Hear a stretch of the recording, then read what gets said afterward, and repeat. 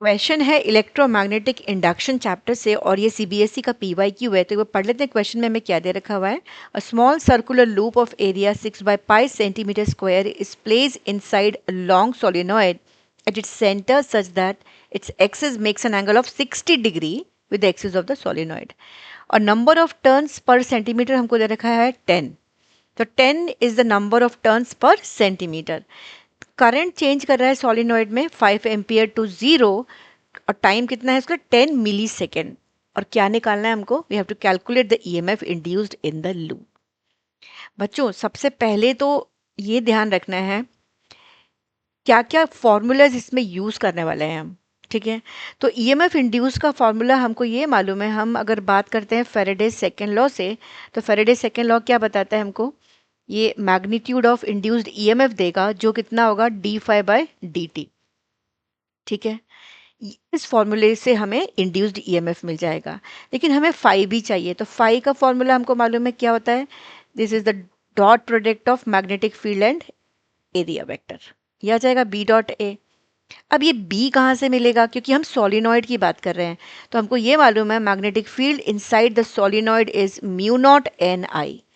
यहाँ पर mu naught हमारा क्या होता है, परमिएबिलिटी ऑफ फ्री स्पेस। यहाँ पर हमने कहीं भी बात नहीं कही है कि हमने सॉलिनॉइड के अंदर कोई कोर मटेरियल डाल दिया, किसी और मटेरियल को इंट्रोड्यूस किया हुआ है, नहीं तो हमें म्यू आर से भी मल्टीप्लाई करना पड़ता।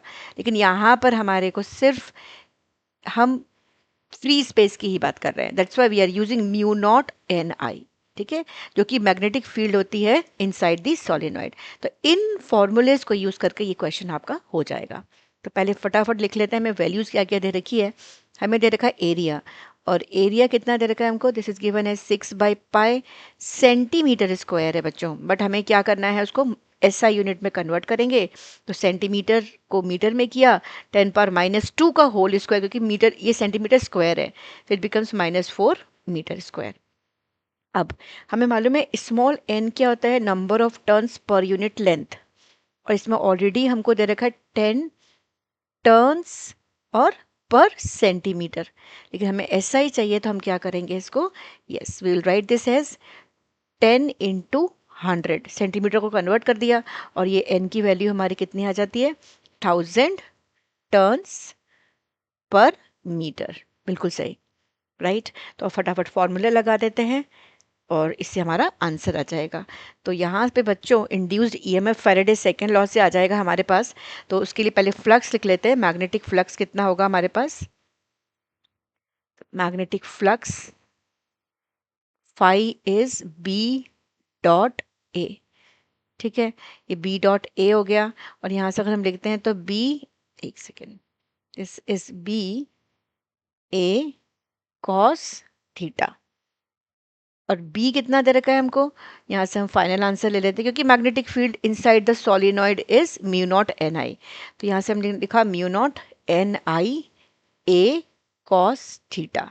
अब फेराडेज का सेकेंड लॉ लगा देते हैं, Faraday's second law of electromagnetic induction, और वो देता है हमको magnitude of induced EMF is rate of change of magnetic flux.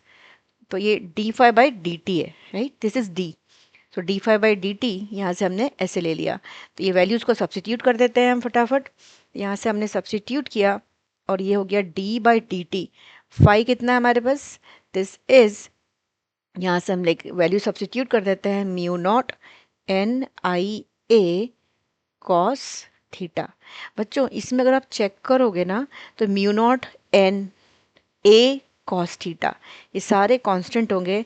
बस करंट हमारा चेंज हो रहा है 5 एम्पियर से 0 पर, जो टाइम हमारे पास दे रखा 10 मिली सेकेंड। तो इसको हम ऐसे लिख सकते हैं। ठीक है, तो यहाँ पर लिख लो mu naught N A cos theta di/dt। I hope this is clear. अब यहाँ से हम इसकी वैल्यू न्यूमेरिकल वैल्यू सब्सिट्यूट कर दो।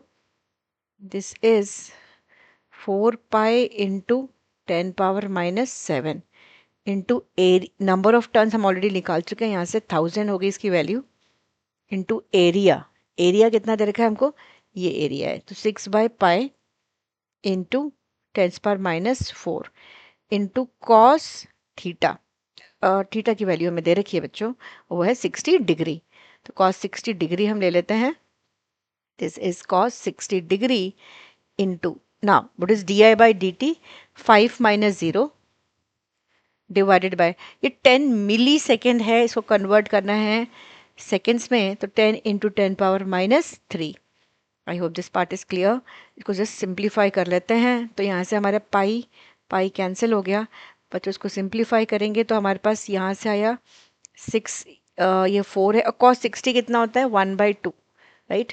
तो यहाँ पर cos 60 की वैल्यू भी रख सकते हो आप, इसको रखो। तो ये आया हमारे पास 4 into 10 power minus 7 into 10 power 3 into 6 into 10 power minus 4 into cos 60 is 1/2 into 5, और यहाँ पर हमारे पास कितना मिल रहा है 10 इंटू 10 पावर माइनस 3, जो ऊपर जाके 10 पावर 2 हो जाएगा, क्योंकि नीचे इसको सॉल्व करेंगे तो -2 आएगा बच्चों, ऊपर जाके प्लस का हो गया। सिंप्लीफाई दिस, और इसको जब सिंप्लीफाई कर रहे हैं तो हमारी वैल्यू आ रही है, yes it became 6 into 10 power, इसको पावर को सॉल्व कर लो, एंड इस कमिंग एज -5, और ईएमएफ है तो यूनिट हो गई वोल्ट, ठीक है, वी लिख रहे हैं। I hope this concept is clear to everyone. और ऐसे ही इंटरेस्टिंग फिजिक्स कॉन्सेप्ट के लिए फिजिक्स वेव को लाइक करें और चैनल को सब्सक्राइब करें।